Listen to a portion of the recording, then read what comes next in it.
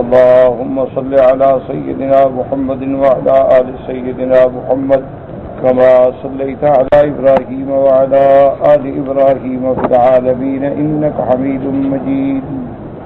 أعوذ بالله من الشيطان الرجيم. بسم الله الرحمن الرحيم. قد أفلح المؤمنون الذين هم في صلاتهم خاشعون والذين هم عن اللغو معرضون والذين هم للزكاة فاعلون والذين هم لفروجهم حافظون إلا على أزواجهم أو ما ملكت أيمانهم فإنهم غير ملومين. فمن ابتغى وراء ذلك فأولئك هم العادون والذين هم لأماناتهم وعهدهم راعون والذين هم على صلواتهم يحافظون أولئك هم الوارثون الذين يرثون الفردوس هم فيها خالدون. سورۃ المؤمنون میں اللہ نے صفات مومنین کا اظہار فرمایا ہے. اس سے قبل سورۃ الحج کی آخری آیات میں اللہ نے اپنے کمال قدرت کا ذکر فرمایا تھا، دلائل کا ذکر فرمایا تھا. چونکہ ہم اللہ کی ذات کو دنیا میں نہیں دیکھ سکتے ہیں تو اس کو اس کے دلائل و آیات سے ہم نے پہچاننا ہے. اللہ تبارک و تعالیٰ نے ارشاد فرمایا تھا کہ اگر اللہ کی قدرت و عظمت کو پہچاننا ہے تو یہ نظام جو ہے اس پہ نظر ڈالو کہ جو پروردگار عالم دن کو رات میں داخل کر دیتے ہیں، کبھی رات کو دن میں داخل کر دیتے ہیں، یعنی کبھی دن بڑا ہو جاتا ہے، کبھی رات بڑی ہو جاتی ہے، تو اس نظام کو چلانے والا کون؟ آخر یہ خود بخود تو نہیں گردش کر رہا ہے نظام عالم. جیسے کہ فلاسفہ یا بعض فرق ضالہ کہتے ہیں کہ یہ مادہ کی پیداوار ہے اور عالم حادثے کی پیداوار ہے، تو یہ تو ایک ایسا جھوٹ ہے کہ جو ایک عام بچے کو بھی سمجھ آ سکتا ہے کہ یہ عجیب حادثہ ہے کہ آسمان بھی بن گئے، زمین بھی بن گئی، چاند تارے بھی بن گئے، پھر نظام عالم بھی ایک گردش کے مطابق چلنا شروع ہو گیا. یہ عجیب حادثہ ہے.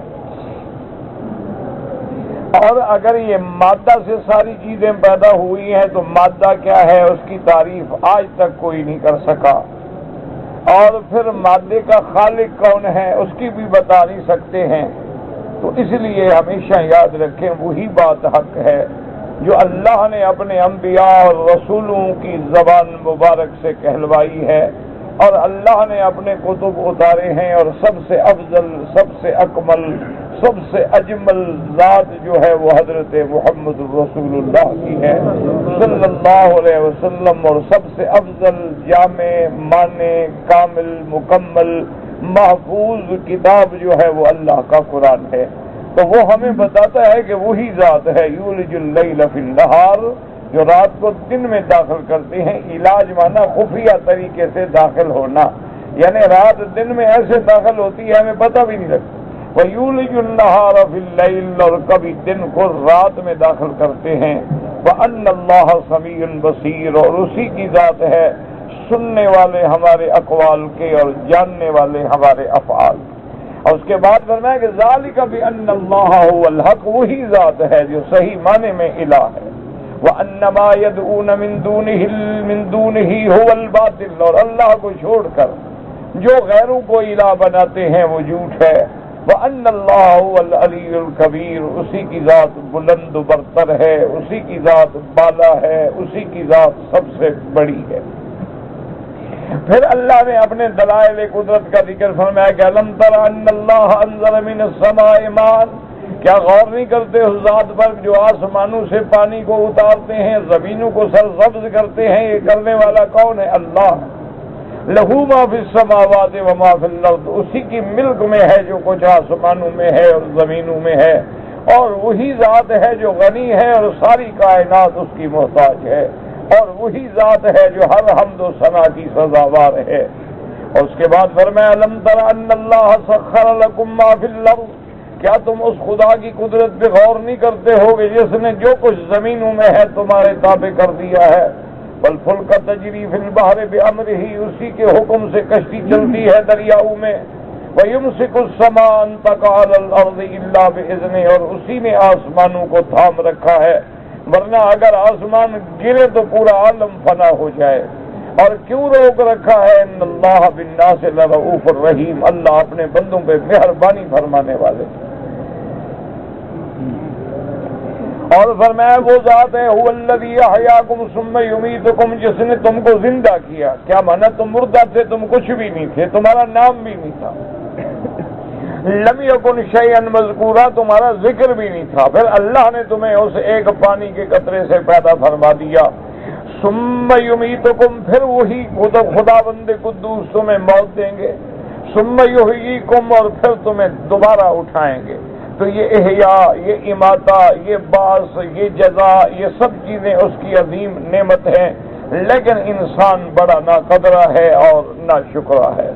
اور اس کے بعد اللہ نے فرما دیا تھا کہ ہم نے ہر امت کے لیے، یہ کوئی نئی بات نہیں، ہر امت کے لیے ہم نے عبادت کے مقام بنائے ہیں، عبادت کے زمان بنائے ہیں۔ لِكُلِّ أُمَّةٍ جَعَلْنَا مَنْسَكَهُمْ نَاسِكُوا، آپ جھگڑا نہ کریں، آپ اللہ کی طرف بلاتے رہیں۔ اِنَّكَ لَعَلَىٰ هُدًى مُسْتَقِيمٍ، میرے محبوب آپ ہی صراط مستقیم پہ ہیں۔ اور اگر یہ مشرکین، اگر یہ کافر، اگر یہود و نصارہ آپ سے جھگڑا کریں، وَإِن جَادَلُوكَ فَقُلِ اللَّهُ أَعْلَمُ، ان کو بتا دیں کہ اللہ جانتا ہے جو تم کو کر رہے ہو، اور اللہ يَحْكُمُ بَيْنَكُمْ يَوْمَ الْقِيَامَةِ فِيمَا كُنتُمْ فِيهِ تَخْتَلِفُونَ۔ اگر ان دلائل کے باوجود بھی تم حق بات کو نہیں مانتے ہو تو قیامت کے دن اللہ تبارک و تعالی فیصلہ فرما دیں گے۔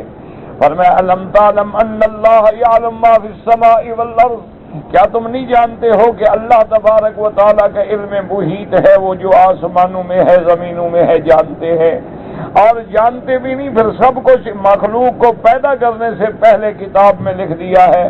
ان ذالک علی اللہ یسیر، اور یہ سب کچھ اللہ کے لیے آسان ہے۔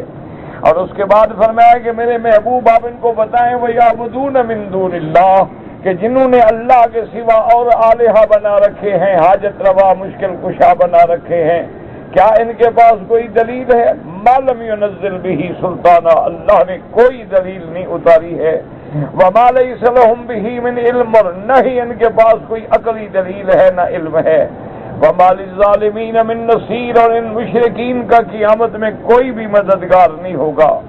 اللہ نے فرمایا کہ میرے محبوب وَإِذَا تُتْلَىٰ عَلَيْهِمْ آيَاتُنَا بَيِّنَاتٍ، جب آپ ان پر ہماری آیات پڑھتے ہیں قرآن کی کھلی ہوئی، تعرف فی وجوہ الذین کفروا المنکر، آپ دیکھتے ہیں کافروں کے چہرے کے اندر بگاڑ پیدا ہوتا ہے۔ یقادون یسطون بالذین یتلون علیہم آیاتنا، اور ایسی حالت ہوتی ہے، قریب ہے کہ یہ زبان سے اور ہاتھوں سے حملہ کر دیں۔ آپ ان کو بتا دیں کہ تم قرآن سے بھی دکھتے ہو، تمہارے لیے اللہ نے جہنم کی آگ پیدا کی ہے۔ قل افانبئکم بشر من ذالکم النار وعدها اللہ الذین کفروا وبئس المصیر۔ اور اس کے بعد اللہ نے پھر ایک مثال بیان فرمائی تھی کہ اے لوگو ضرب مثلا، تمہارے لیے اللہ نے ایک مثل بیان کی ہے، غور سے سنو اور اس کو سمجھو اور اطاعت کرو۔ ان الذین تدعون من دون اللہ، جن کو اللہ کے سوا تم پکارتے ہو، جن کو تم حاجت روا اور مشکل کشا سمجھتے ہو، ان کی حالت تو یہ ہے کہ لن یخلقوا ذبابا، یہ تو ایک مکھی بھی پیدا نہیں کر سکتے۔ اگر یہ سارے آلہہ باطلہ جمع ہو جائیں تو ایک مکھی بنانے کی طاقت بھی نہیں رکھتے۔ مکھی پیدا کرنا تو بڑی چیز ہے، وَإِن يَسْلُبْهُمُ الذُّبَابُ شَيْئًا لَّا يَسْتَنقِذُوهُ مِنْهُ، اگر وہ مکھی ان سے کوئی چیز چھین لے، کیا مانا کہ تم اپنے دیوی دیوتاؤں پہ جو عطر لگاتے ہو، مکھیاں آ کے چوس لیتی ہیں، یہ تو ان سے وہ عطر بھی نہیں چھڑا سکتے۔ ان کے سامنے جو تم نظر نیاز چڑھا کے مٹھائیاں اور حلوے رکھتے ہو، اگر وہ مکھیاں آ کے بھن بھنا کے کھا جائیں تو یہ تو وہ چھڑانے کی طاقت بھی نہیں رکھتے، تو تمہاری کیا مشکل کشائی کریں گے۔ وَإِن يَسْلُبْهُمُ الذُّبَابُ شَيْئًا لَّا يَسْتَنقِذُوهُ مِنْهُ ضَعُفَ الطَّالِبُ وَالْمَطْلُوبُ۔ یہ عبادت کرنے والا بھی کتنا بودا ہے اور جس کو معبود بنایا ہے وہ بھی کتنا بودا ہے۔ اللہ نے فرمایا میرے محبوب ما قدر اللہ حق قدرہ، انہوں نے اللہ کی عظمتوں کو نہیں پہچانا۔ ان اللہ لقوی عزیز، اللہ تبارک و تعالی قوت والے بھی ہیں اور غالب بھی ہیں۔ اور اس کے بعد فرمایا کہ اللہ یصطفی من الملائکۃ رسلا ومن الناس، اللہ چاہتے ہیں تو فرشتوں میں سے بھی جس کو چاہیں اپنا رسول چن لیتے ہیں، اور انسانوں میں سے بھی جس کو چاہیں اپنا رسول بنا دیتے ہیں۔ ان کو کیا حق پہنچتا ہے کہ یہ جبرائیل پہ اعتراض کریں؟ ان کو کیا حق پہنچتا ہے کہ یہ میرے نبی محمد الرسول اللہ صلی اللہ علیہ وسلم پہ انکار کریں؟ چونکہ رسول چننا تو اللہ کا کام ہے اور اللہ نے رسول چنا ہے۔ یعلم ما بین ایدیہم وما خلفہم، اللہ جو ان کے آگے ہے وہ بھی جانتے ہیں اور جو پیچھے چھوڑیں گے وہ بھی جانتے ہیں۔ وَإِلَى اللَّهِ تُرْجَعُ الْأُمُورُ، اور اسی کی طرف لوٹ جانا ہے تمام امور نے۔ اللہ نے حکم دیا میرے محبوب آپ اب مومنین کو بتلا دیں، وہ اللہ کی عبادت میں لگے رہیں، اچھے بھلائی کے کام کرتے رہیں، لعلکم تفلحون، تاکہ تم کامیاب ہو جاؤ۔ وجاہدوا فی اللہ حق جہادہ، اور اللہ کے راستے میں حق ادا کرو جہاد کا۔ کیا مانا؟ اپنی جان سے، مال سے، نفس سے، قلم سے، ہر لحاظ سے جہاد کرو۔ اور بعض علماء نے فرمایا اپنے نفس سے جہاد کرو کہ نفس تمہارا گناہوں کی طرف مائل ہوتا ہے، حرام کی طرف مائل ہوتا ہے، شہوات کی طرف مائل ہوتا ہے، منکرات کی طرف مائل ہوتا ہے، ان کو روکو۔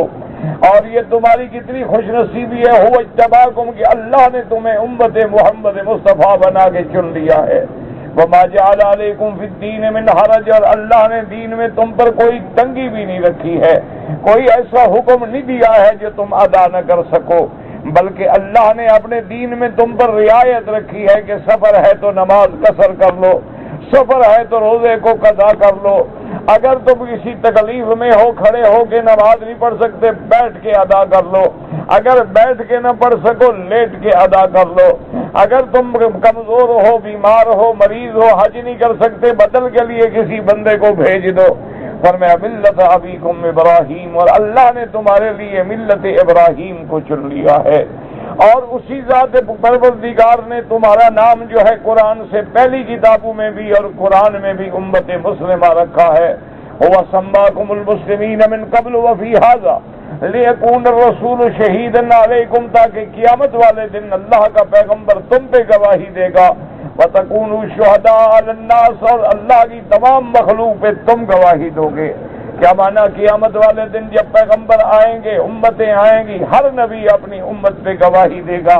وَكَيْفَ إِذَا جِئْنَا بِكُلِّ أُمَّةٍ بِشَهِيدٍ وَجِئْنَا بِكَ عَلَىٰ هَٰؤُلَاءِ شَهِيدًا، اللہ ہر پیغمبر کو بلائیں گے اور اس کی امت پہ وہ گواہی دیں گے، اور پھر جب بعض امتیں انکار کریں گی تو حضور کی امت جو ہے وہ گواہی دے گی تمام مخلوق پہ اور تمام انبیاء کے حق میں۔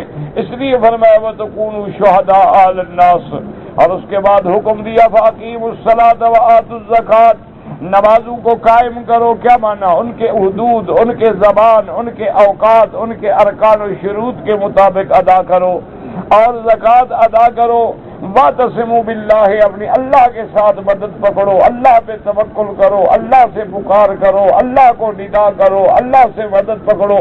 هُوَ مَوْلَاكُمْ، وہی تمہارا مددگار ہے، وہی تمہارا حافظ ہے، وہی تمہارا محافظ ہے، وہی تمہارا نگران ہے۔ وَنِعْمَ الْمَوْلَىٰ وَنِعْمَ النَّصِيرُ، کیا ہی بہتر مدد کرنے والا ہے اور کیا ہی بہتر ہمارا محافظ ہے۔ تو یہ سورۃ الحج کی آخری آیات میں اللہ تبارک و تعالی نے ہمیں توحید اور توحید کے ساتھ جہاد خلاف النفس اور اس کے بعد اقامت الصلوات اور ایتاء الزکوٰۃ کا حکم دیا تھا۔ تو اب سورۃ المومنون میں بھی اللہ اپنے ایمان والے بندوں کی صفتیں بیان فرماتے ہیں، جو آج کے سبق میں ہم نے پڑھا۔ فرمایا بسم اللہ الرحمن الرحیم قد افلح المؤمنون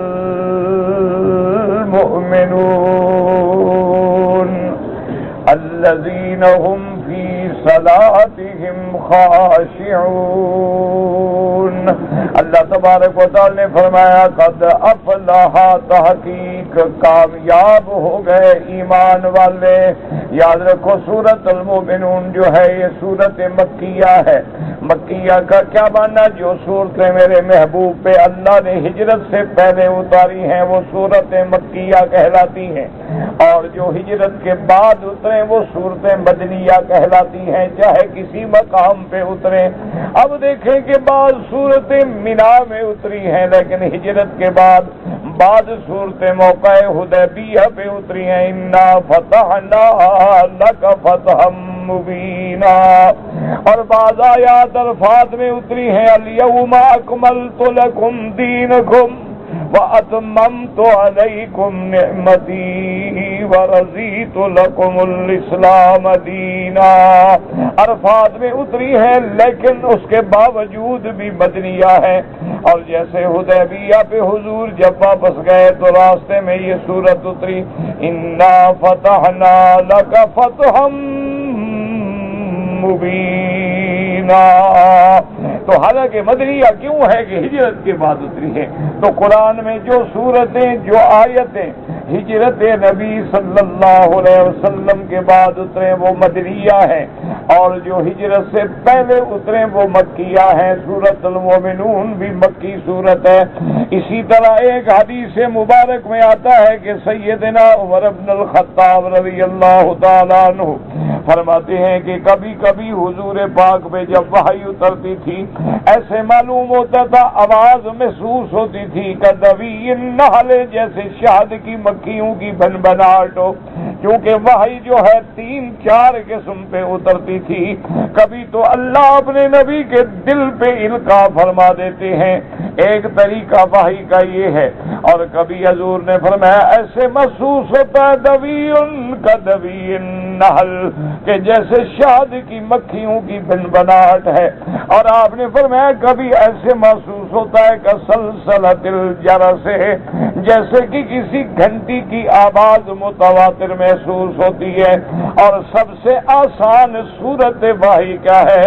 اللہ جبریل کو بھیجتے ہیں کہ وہ انسان کی شکل میں حاضر ہوتا ہے اور حضور صلی اللہ علیہ وسلم کے پاس آ کے قرآن تلاوت کرتا ہے۔ یہ سب سے آسان سب سے اصل صورت ہوتی تھی جب وحی آتی تھی۔ حضرت عمر بن الخطاب رضی اللہ تعالیٰ عنہ فرماتے ہیں کہ ہم بیٹھے ہوئے تھے کہ حضور پاک صلی اللہ علیہ وسلم پہ وحی اتری، اور اس کے بعد ایسے آواز محسوس ہوتی تھی کدوی النحل، اور کوئی نہیں سمجھ سکتا تھا، لیکن حضور کے چہرے مبارک سے اندازہ ہو جاتا تھا کہ وحی اتر رہی ہے۔ اللہ کے کلام کا ثقل تھا، اللہ کے کلام کی عظمت تھی، اللہ کے کلام کی ہیبت تھی کہ حضور کا بدن پسینہ پسینہ ہو جاتا تھا۔ جیسے بی بی عائشہ صدیقہ رضی اللہ تعالیٰ عنہا فرماتی ہے کہ کبھی کبھی سردیوں کی رات میں حضور پہ وحی اترتی تو حضور اپنا پسینہ پونچھ رہے ہوتے تھے، اور اسی طرح صحابہ فرماتی ہیں کہ حضور اونٹنی پہ بیٹھے ہیں اور وحی اتری ہے تو اونٹنی گردن گرا دیتی، اور کبھی کبھی ثقل وحی سے اونٹنی بیٹھ جاتی تھی۔ اللہ کے قرآن کا ثقل اور یہ عظمت کا بوجھ ہوتا ہے، یاد رکھیں کہ اللہ تبارک و تعالیٰ نے اپنے کلام کی جو عظمت رکھی ہے، کہتے ہیں کہ جب ہمیں محسوس ہوا کہ حضور پہ وحی آ رہی ہے تو ہم نے اب ارادہ کیا کہ تھوڑی دیر اور بیٹھ جائیں تاکہ جو وحی اتری ہے وہ تازہ ہم سن لیں حضور صلی اللہ علیہ وسلم سے۔ فرماتے ہیں کہ اس کے بعد فَلَبِثْنَا، تھوڑی دیر ہم ٹھہر گئے۔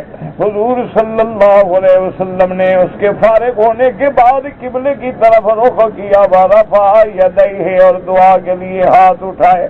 تو اس لیے علماء فرماتے ہیں کہ یہ بھی آداب دعا میں ہے کہ جب بندہ دعا مانگے قبلہ رخ ہو کے دعا مانگے، اور جب دعا مانگے تو درود و شریف سے ابتدا کرے، اور جب دعا مانگے تو پہلے حمد و ثنا سے ابتدا کرے، اس کے بعد اپنی دعا عرض کرے، اور دعا بھی آہستہ مانگے، تضرع سے مانگے اور عاجزی سے مانگے۔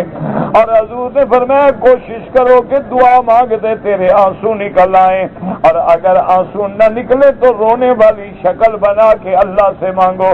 جتنی عاجزی کرو گے اتنی جلدی تمہاری دعائیں قبول اور منظور ہوں گی۔ اس لیے فرمایا لم تبکو فتباکو، اگر رونا نہ آئے تو رونے والی شکل تو بنا سکتے ہو۔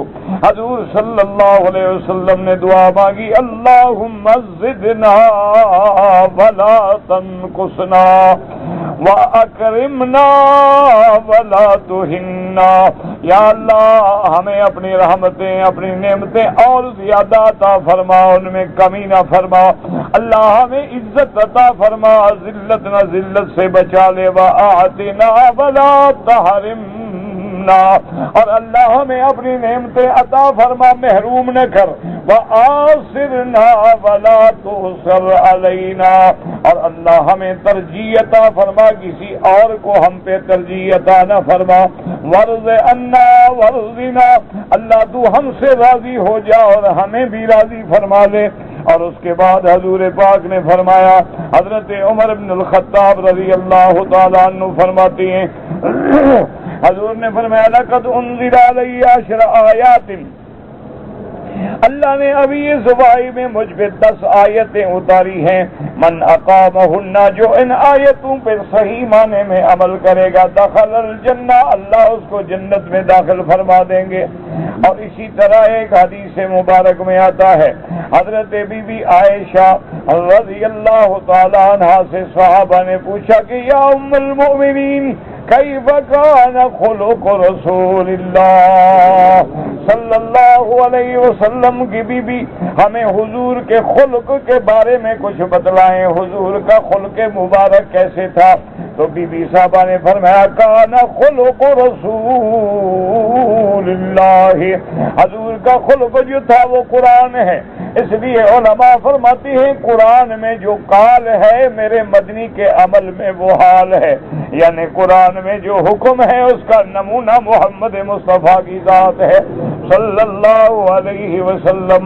اسی لیے اللہ فرماتے ہیں لقد کان لکم فی رسول اللہ اسوۃ حسنۃ، اللہ نے حضور کو نمونہ بنایا، قرآن میں نماز کا حکم دیا، نماز پڑھ کے دکھلایا محمد مصطفیٰ صلی اللہ علیہ وسلم نے، اللہ نے روزے کا حکم دیا، حج کا حکم دیا، اللہ نے معروف کا حکم دیا، اللہ نے منکر سے منع کیا، ہر بات کا نمونہ امت کے لیے بنایا محمد مصطفیٰ صلی اللہ علیہ وآلہ آلہ وصحبہ وسلم تسلیما کثیرا کثیرا۔ تو اب دیکھیں کہ بی بی عائشہ رضی اللہ تعالیٰ عنہ کتنی بڑی عالمہ ہیں، کتنی بڑی عالمہ ذکیہ صاحب فہم و ذکا ہیں کہ ایک جملے میں حضور کی سیرت بیان کر دی جو ساری دنیا کے بڑے بڑے علماء سینکڑوں کتابوں میں بھی بیان نہیں کر سکتے ہیں۔ بی بی عائشہ نے فرمایا کان خلقہ القرآن، میرے مدنی کا خلق دیکھنا ہے، سیرت دیکھنی ہے تو قرآن پڑھو۔ اور اس کے بعد صحابی کہتے ہیں فقرات، پھر بی بی عائشہ نے یہی آیتیں تلاوت کی ہیں، یہی آیتیں تلاوت کرنے کے بعد فرمایا ھذا کان خلق رسول اللہ، کہ سورۃ المؤمنون میں جو اللہ نے صفتیں لکھی ہیں یہی صفتیں ہیں میرے مدنی محمد مصطفیٰ کی صلی اللہ علیہ وعلا آلہ واصحابہ وسلم تسلیما کثیرا کثیرا۔ تو اب اللہ نے قرآن پاک کی سورۃ المؤمنون میں مومنوں کی صفتیں بیان فرمائیں، فرمایا قد افلح المؤمنون۔ یاد رکھو فلاح کا کیا معنی ہے، اسی لیے آپ دیکھتے ہیں نمازوں میں بھی اذانوں میں بھی آتا ہے حی علی الفلاح، حی علی الفلاح، فلاح، یہاں بھی فرمایا افلاح، اور کہیں فرماتے ہیں اولئک هم المفلحون۔ تو یاد رکھو کہ فلاح کا معنی کیا ہے، اس کا معنی مفسرین نے سمجھانے کے لیے اردو میں بیان کیا ہے کہ ہر مقصد پورا ہو، ہر مراد پوری ہو، اور ہر پریشانی سے بچ جائے۔ یعنی سمجھے مفلح فلاح کا کیا معنی کہ ہر مراد پوری ہو اور ہر پریشانی سے، ہر نقصان سے بچ جائے، یہ ہے مفلح، یہ ہے فلاح۔ لیکن یاد رکھو یہ فلاح حقیقی جو ہے کب حاصل ہوگی؟ جنت میں، صلی اللہ علیہ وسلم۔ اب سمجھیے اس کی وجہ کیا ہے کہ دنیا جو ہے نا، دنیا اور اس کے بعد آخرت میں آئے گی جنت اور جہنم۔ تو اب خلاصہ سمجھیے، اس لیے علماء فرماتے ہیں کہ شر محض جو ہے وہ جہنم ہے۔ جہنم کیا ہے؟ شر ہی شر ہے، اس میں کوئی خیر ہے ہی نہیں۔ اور خیر محض جو ہے وہ جنت ہے، جس میں خیر ہی خیر ہے، کوئی شر نہیں ہے۔ باقی دنیا جو ہے اس میں خیر بھی ہے، شر بھی ہے، کامیابی بھی ہے، ناکامی بھی ہے، تکلیف بھی ہے، سہولت بھی ہے، اور دنیا میں تو کافروں کے لیے بھی کامیابی بھی ہے، ناکامی بھی ہے، تکلیف بھی ہے، خوشی بھی ہے۔ تو اس لیے اصل فلاح کب حاصل ہوگی؟ جب آدمی جنت میں جائے گا۔ لیکن علماء فرماتے ہیں کہ اللہ تبارک و تعالی مومن جو ان صفتوں پہ عمل کرتا ہے، اللہ اس کو دنیا میں بھی فلاح عطا فرماتے ہیں۔ کس طرح کہ اللہ پہ یقین، اللہ پہ ایمان، اللہ کے فیصلے پہ راضی، اور ان صفتوں کے حامل کو اللہ دنیا میں بھی عزت عطا فرماتے ہیں کہ دنیا میں بھی اس کا نام ہے۔ آج آپ دیکھ لیں، صحابہ کا زمانہ گزر گیا، ہم نے کسی صحابی کو نہیں دیکھا ہے، لیکن جب نام آئے تو کہیں گے رضی اللہ عنہ، تابعین، تبع تابعین، محدثین، ائمہ فقہاء، اولیاء، علماء گزر گئے، ہم نے دیکھے بھی نہیں، لیکن جب نام آئے کہیں گے رحمت اللہ علیہ، رحمت اللہ علیہ۔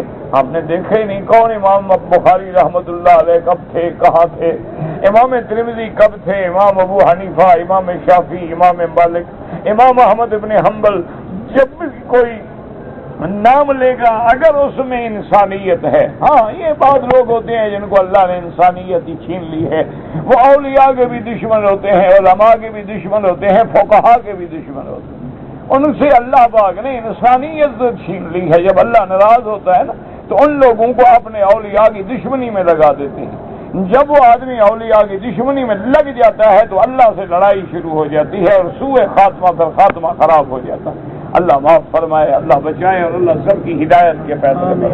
اس لیے اب دیکھیں کہ اب ہم نے امام شافعی دیکھا بھی نہیں، کبھی ہم نے ان کی فقہ پہ عمل بھی نہیں کیا، لیکن جب بھی نام آئے گا کیا کہیں گے رحمت اللہ علیہ، امام احمد ابن حنبل رحمت اللہ علیہ، عبد القادر جیلانی رحمت اللہ علیہ، معین الدین اجمیری، ہم نے نہیں دیکھے کون تھے، کب آئے، کس دور میں پیدا ہوئے، ان کے کیا خدمات ہیں، صرف نام بھی سنو تو فوراً کہیں گے، کیوں کہ اللہ نے ان کو فلاح عطا فرما دی ہے، اللہ نے ان کو کامیاب بنا دیا ہے، اللہ نے ان کو اپنے بندوں میں شامل فرما دیا ہے۔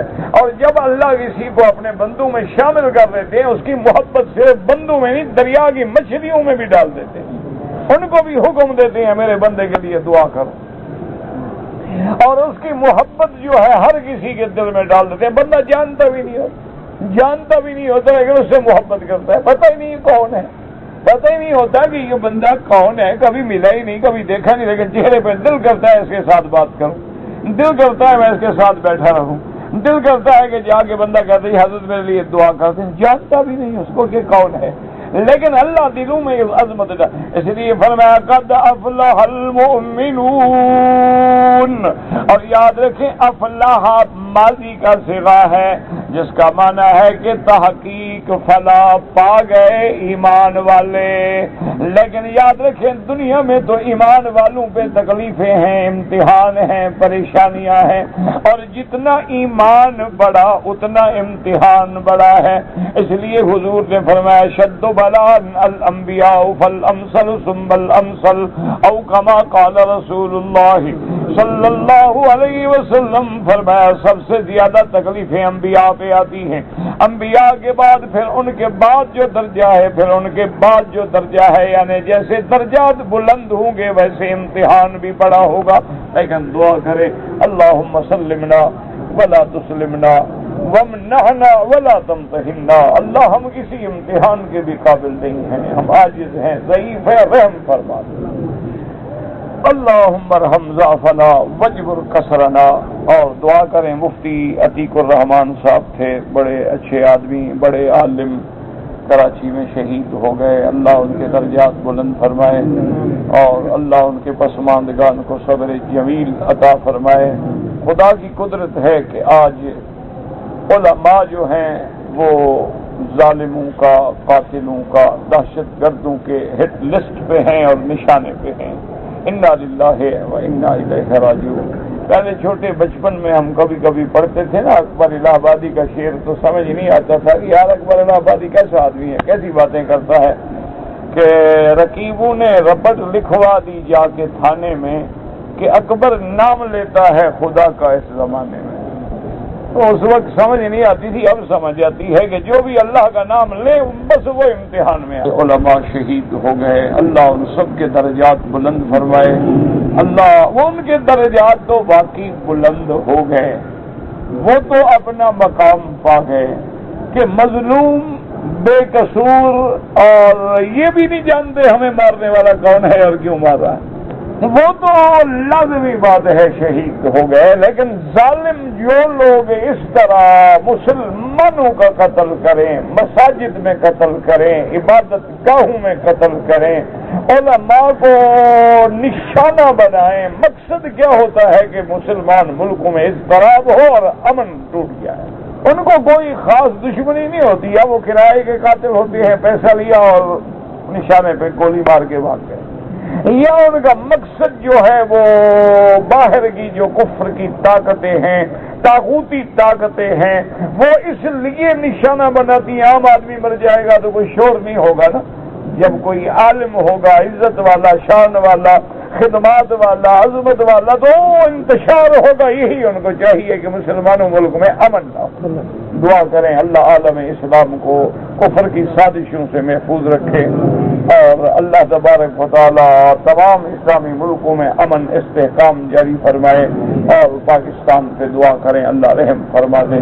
مسلمانوں کا ملک ہے، ہم جیسے بھی ہیں گناہگار ہیں، کمزور ہیں، ضعیف ہیں، عاجز ہیں، لیکن اس کے نام لیوا تو ہے نا، شمار تو یہی ہوتا ہے نا کہ مسلمان، تو اللہ رحم فرما دے، بس دعا کیا کرو، اور ہمارے پلے میں تو کچھ ہے نہیں۔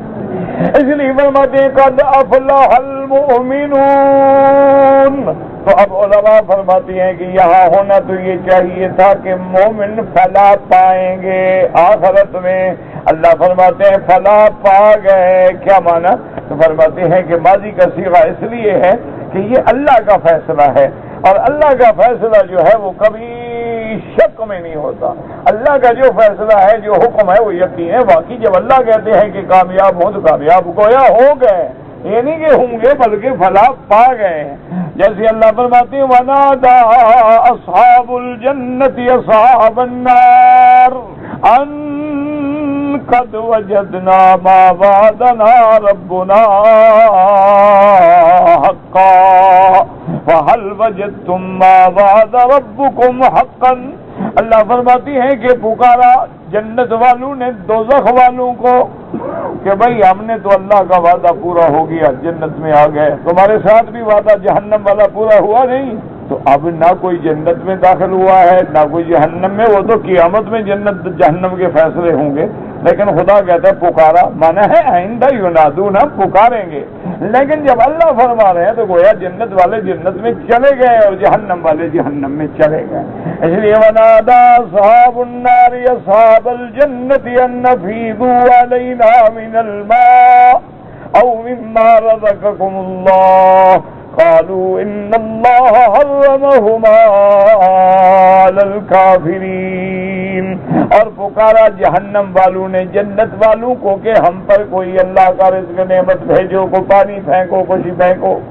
اللہ کے مومن جواب دیں گے کہ اللہ نے جہنمیوں کے لیے جنت کی نعمتیں جو ہے وہ حرام کر دی ہیں. تو اب یہ واقعہ قیامت کے بعد ہوگا جب جنت والے جنت میں جائیں گے اور جہنم والے جہنم میں جائیں گے. ابھی تو نہ کوئی جنت میں گیا نہ جہنم میں گیا، وہ تو عالم آخرت میں ہوگا.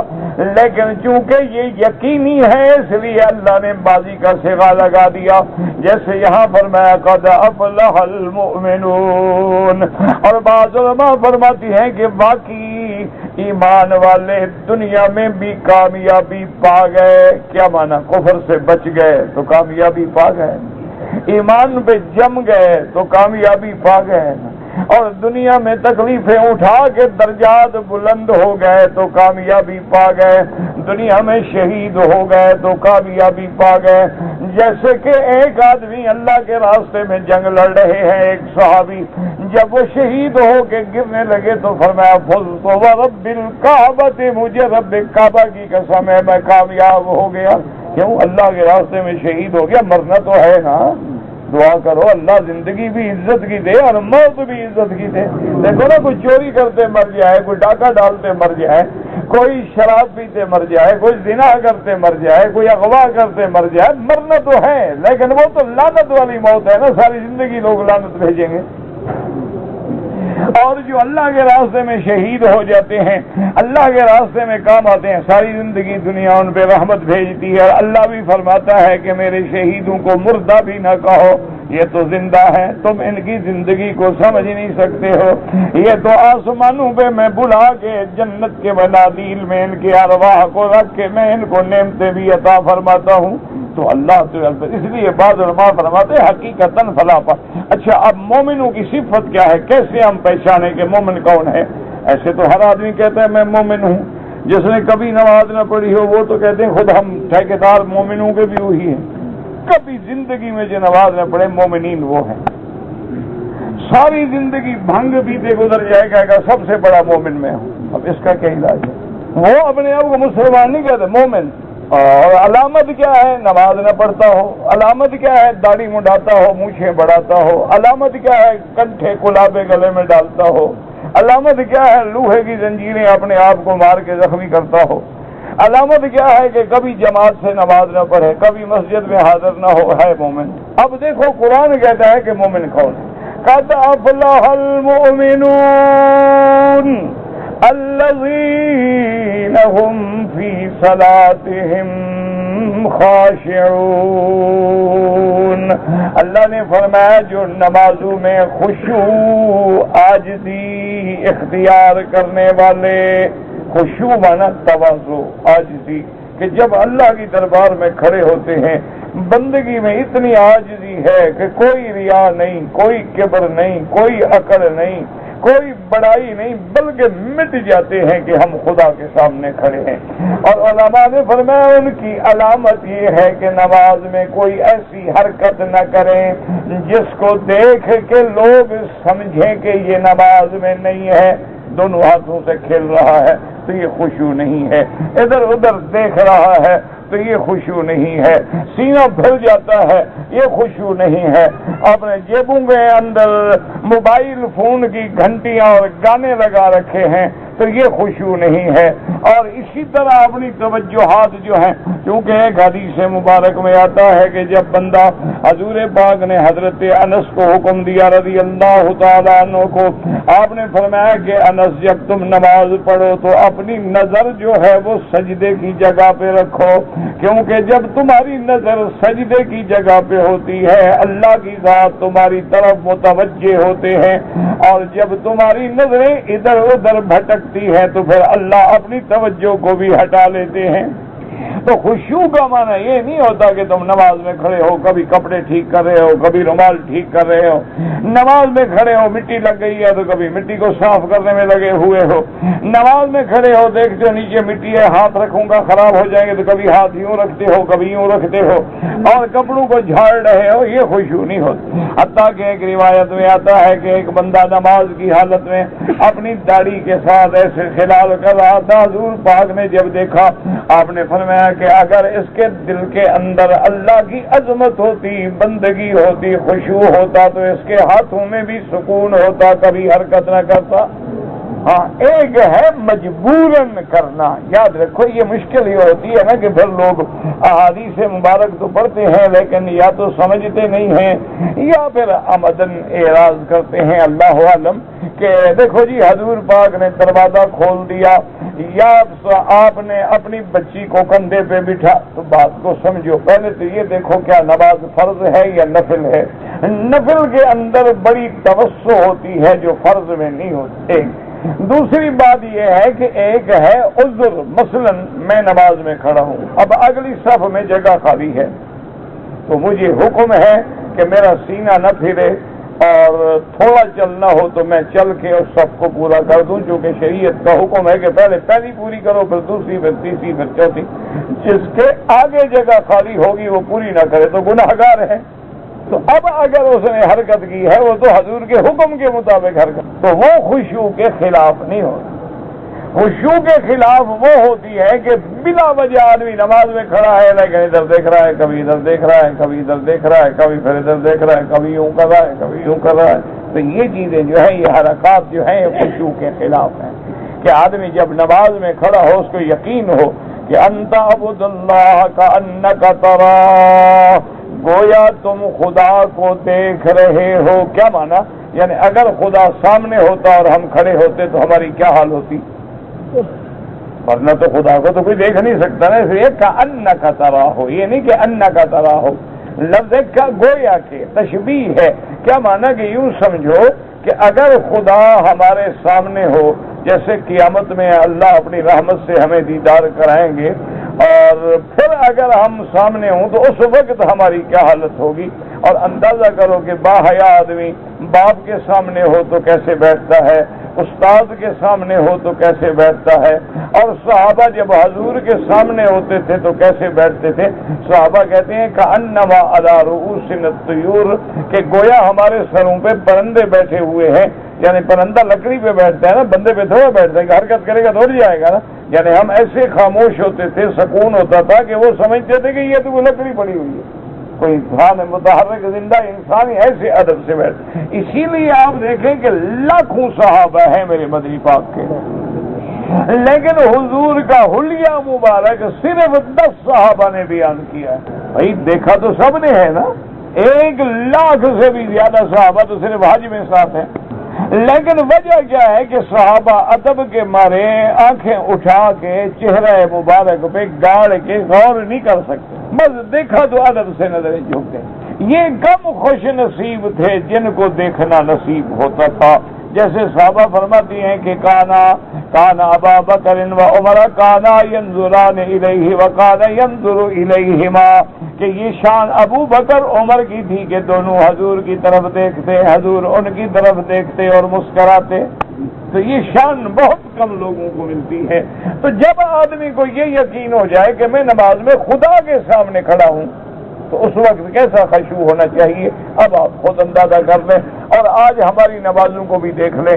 لیکن ایک بات یاد رکھیں، جیسے ٹوٹی پھوٹی نماز ہے چھوڑو بالکل، خشوع والی نماز تو خوش قسمت لوگوں کو نصیب ہوگی، لیکن جیسے بھی ہو رہی ہے اس کو نہ چھوڑو، اسی نماز کی برکت سے اللہ خشوع عطا فرما دے گی، اسی نماز کی وجہ سے اللہ کی رحمتیں متوجہ ہو جائیں گی۔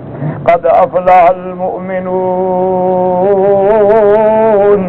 الذين هم في صلاتهم خاشعون والذين هم عن اللغو معرضون۔ صرف نماز میں نہیں، آگے پیچھے بھی مومنوں کی دوسری صفت کیا ہے؟ اللہ تبارک و تعالیٰ فرماتے ہیں کہ وہ باطل سے اعراض کرنے والے، کیا مانا؟ یعنی گناہوں سے اعراض کرنے والے، گناہ باطل ہے، لغو ہے، بےہودگی ہے۔ اور بعض علماء نے فرمایا کہ ایسی باتیں جس میں کوئی فائدہ نہ ہو، مومن اس سے بھی اعراض کرتا ہے۔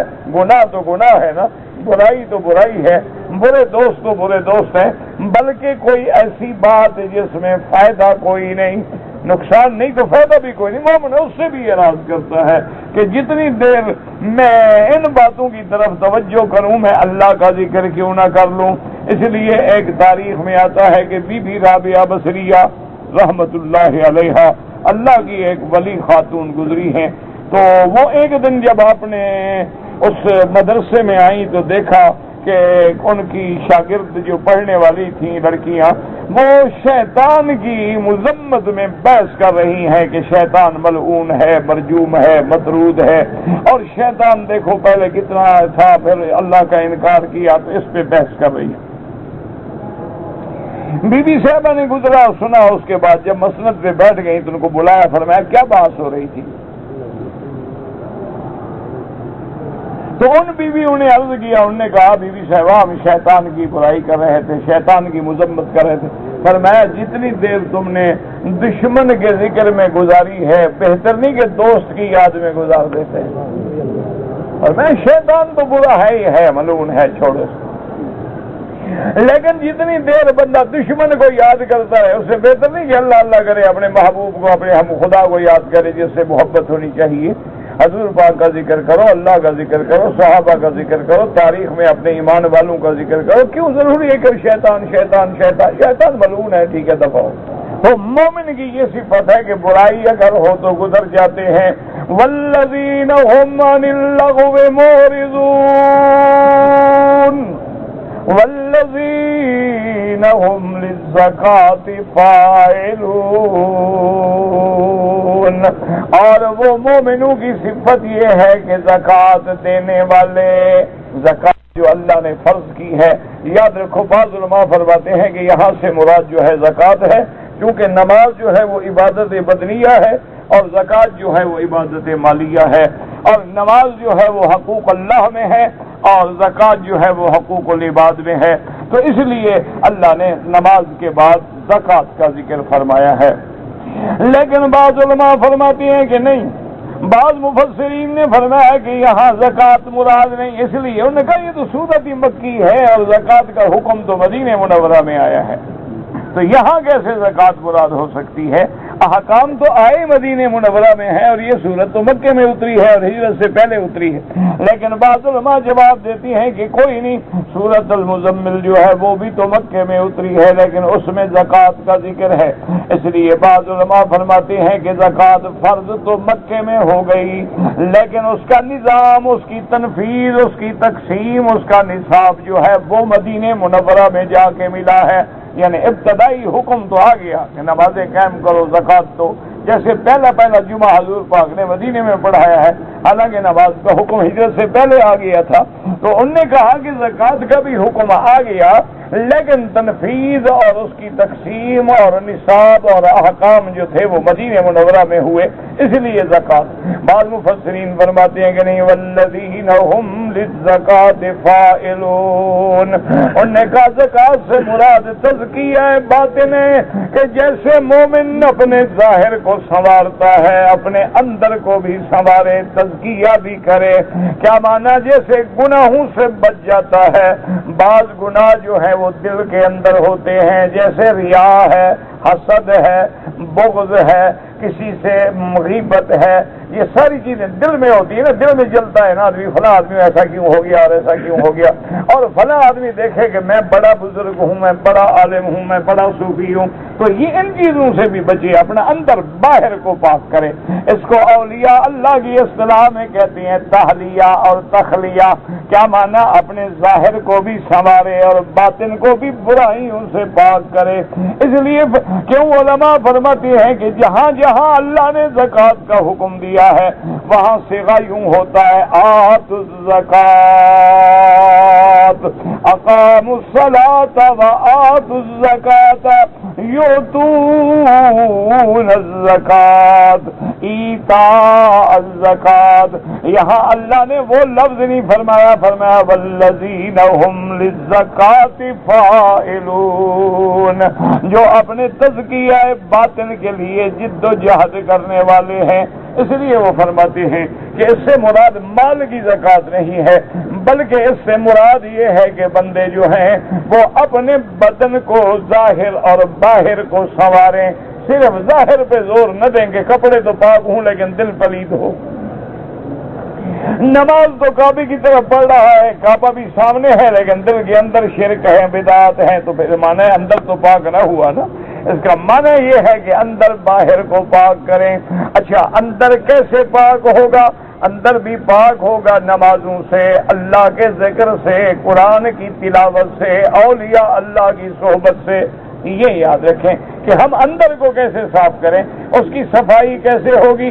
تو اللہ نے فرما دیا اذا ذکر اللہ اذا تلیت علیہم آیاتہ زادتہم ایمانا، اور کہیں فرماتے اذا ذکر اللہ وجلت قلوبہم، ان کے دل کانپ جاتے ہیں قرآن پڑھنے سے۔ الا بذکر اللہ تطمئن القلوب، تو اعمال صالحہ سے اور کثرت تلاوت قرآن سے اور کثرت ذکر سے چلتے پھرتے ہر حال میں اللہ کا ذکر کرو، اور صحبت صالحین سے، اچھے لوگ اولیاء اللہ بزرگوں کی صحبت اختیار کریں۔ ان کی صحبت میں بیٹھنے سے بھی خدا کی قدرت ہے، بندے کی اصلاح ہوتی ہے، بندے کی تزکیہ ہوتا ہے۔ تو اس لیے اللہ نے ایمان والوں کی صفتیں بیان کی۔ دعا کریں اللہ ہمیں بھی یہ صفتیں نصیب فرما دے، اور ہماری سب ظاہری بیماریاں، پریشانیاں، داخلی خارجی، بچوں کی، اہل کی، بچیوں کی، سب اپنی رحمت سے دور فرما دے۔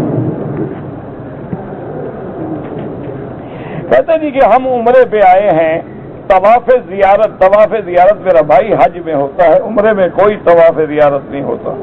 طواف الوداع جو ہے وہ بھی عمرے والوں پہ واجب نہیں ہے، لیکن افضل یہ ہے کہ طواف الوداع کریں۔ اگر ہم پاکستان سے آئے ہیں، عمرہ کر چکے ہیں، اللہ سب کا قبول فرمائے۔ اب اگر مسجد عائشہ سے ہم عمرہ کرنا چاہیں تو امام ابو حنیفہ رحمۃ اللہ علیہ اور امام شافعی رحمۃ اللہ علیہ کے نزدیک تو جائز ہے۔ امام احمد ابن حنبل رحمۃ اللہ علیہ فرماتے ہیں کوئی ضروری ہے، کوئی عذر ہے، کوئی وجہ ہے تو ٹھیک ہے، ورنہ نہیں۔ اور یہ بات بالکل کھری ہے تمام ائمہ کے نزدیک کہ مکے میں رہتے ہوئے جتنی دیر ان عمرے پہ گزارو اتنی دیر طواف میں گزارو تو طواف افضل ہے اور زیادہ ثواب ہے۔ کہتا جی کہ میت کے مرنے سے پہلے فاتحہ خوانی کریں، ان کے لیے دعا کرو، یہ جنازہ پہلے پڑھیں گے، دفن تو بعد میں کریں گے، تو معنی یہ ہے کہ دعا کرنا جائز ہے۔ کہہ رہے عورتوں کے فتنے سے بچنے کا وظیفہ کیا ہے؟ مجھے وظیفہ آتا تو میں پیر نہ بن جاتا، مجھے کہاں وظیفے آتے ہیں، میں تو خود گناہگار ہوں۔ بہرحال علماء نے یہ لکھا ہے کہ جب بھی کسی عورت پہ نظر پڑے اپنی نظروں کو جھکا لیں، اور ہر نماز کے بعد استغفار اور لا حول ولا قوت الا باللہ العلی العظیم کم از کم 7 دفعہ پڑھ لیں تو انشاءاللہ کافی اس سے فائدہ ہوگا۔ باقی بات تو یہ ہے نا جی کہ اگر دل میں اللہ کا ڈر ہے تو عورت کیا ہے، کچھ بھی نہیں ہے۔ دیکھا نہیں حضرت یوسف کا کیا بگاڑ سکی؟ حضرت یوسف علیہ السلام پہ کتنے اس نے ڈورے ڈالے ہیں، لیکن یوسف علیہ السلام کا کیا بگڑا؟ اچھا، زنان مصر نے ہاتھ کاٹ ڈالے، لیکن یوسف علیہ السلام کا کیا بگڑا؟ یہ تمہیں آتا ہے نا جی میرے ساتھ جی محبت ہے، لڑکی کو خون سے خط لکھتی ہے، پتہ نہیں چاہے وہ خون سے لکھتی ہو یا ٹماٹر کا رنگ ہو، یہ تو اللہ کو پتا ہے۔ بہرحال یہ ہے کہ لیکن انہوں نے تو خط نہیں لکھے، سامنے انگلیاں کا فقطعنا ایدیہن، انگلیاں کاٹ ڈالی، لیکن ان کو کہنا پڑا کہ ما ھذا بشرا، یہ بندہ نہیں، یہ کوئی فرشتہ ہے۔ ہمارے اتنے مکر کے بعد بھی ہم پر نظر نہیں ڈالی، یہ تو کوئی بڑا آسمانوں کا فرشتہ ہے، بندہ ہے ہی نہیں۔ ان ھذا الا ملک کریم۔ تو میرا بھائی عورت کے فتنہ بڑا فتنہ ہے، اس میں کوئی شک نہیں، لیکن جن کے دلوں میں اللہ کی عظمت آ جائے ان کے لیے کیا فتنہ ہے؟ کچھ بھی نہیں ہے۔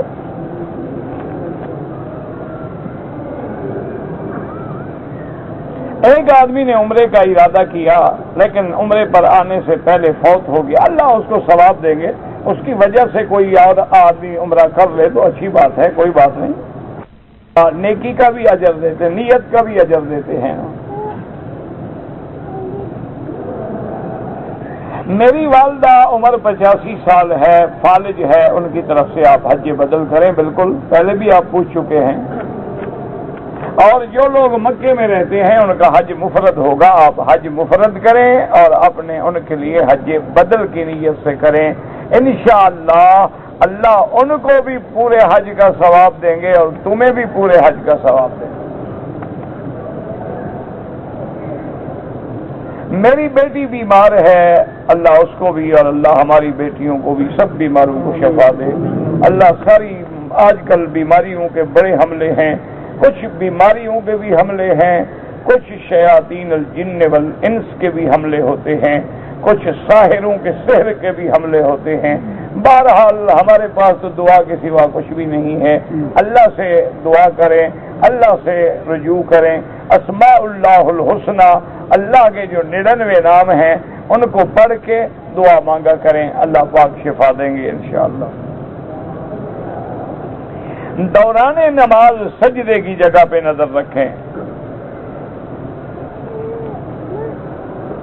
اگر عورت حاملہ ہے، بچے کی پیدائش سے پہلے وہ حج یا عمرہ کر سکتی ہے، اگر وہ برداشت کر سکے تو کر سکتی ہے، کوئی معنی نہیں۔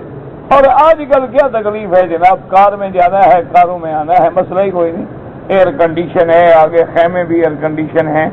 ہاں اگر خطرہ ہے یا وہ دقت سمجھتی ہے تو نہ جائے، بعد میں صحیح۔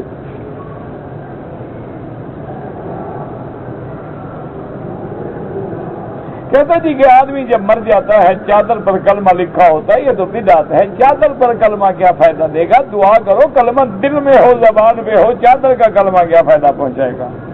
نہ ایمان سے کہو کہ اگر رام چندر جی مر جائے اس پہ یہ چادر ڈال دیں تو جنت جائے گا؟ ہاں جی، لا الہ الا اللہ محمد رسول اللہ۔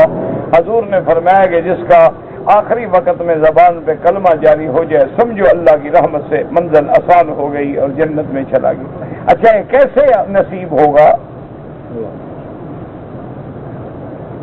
ایک تو ہر نماز سے پہلے وضو کے ساتھ لازماً سنت مسواک پہ عمل کیا کرو۔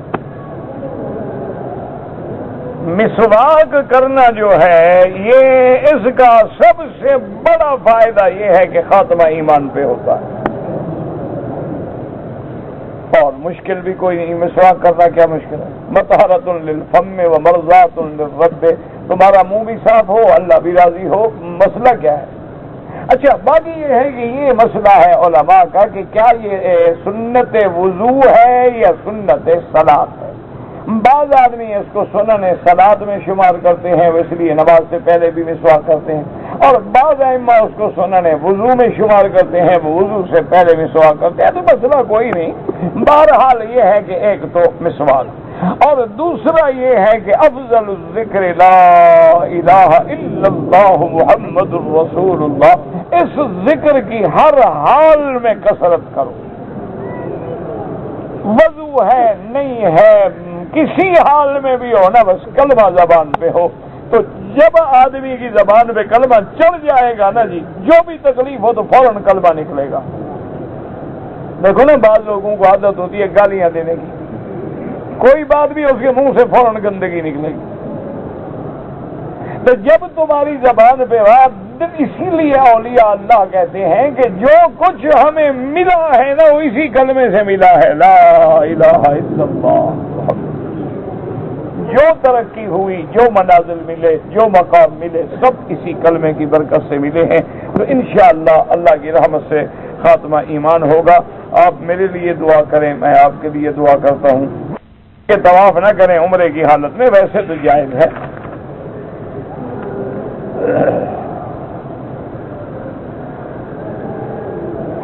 فوت ہو گئی تو آپ اس کے لیے حج بدل کریں. اذا قام الامام واقفا ولم يجلس للتشهد الاول ثم نبه من قبل المصلين فرجع لجلوس التشهد ثم اكمل الصلاه وسجد السهو نعم فعله صحيح ان شاء الله. میرے امتحان ہو گئے ہیں، اللہ کامیاب کرے، اللہ ہر بچے کو کامیاب کرے، اللہ دنیا کے امتحان میں بھی اور آخرت کے امتحان میں بھی.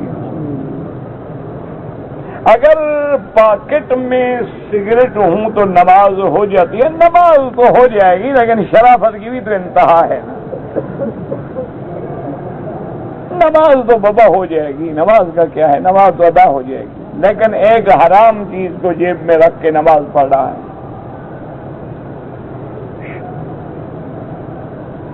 اگر ایک آدمی حرم میں کام کرتا ہے، پاکستان چھٹی پہ جائے، جب واپس آئے لازم احرام باندھ کے آئے، نہیں باندھے گا دم پڑے گی. کیوں؟ اب تو باہر چلا گیا ہے نا. یہ کیا مکے میں رہتا ہو یا باہر رہتا ہو، حرم سے باہر جائے، مثلا مکے میں رہتا ہے جدے گیا تو احرام ضروری نہیں.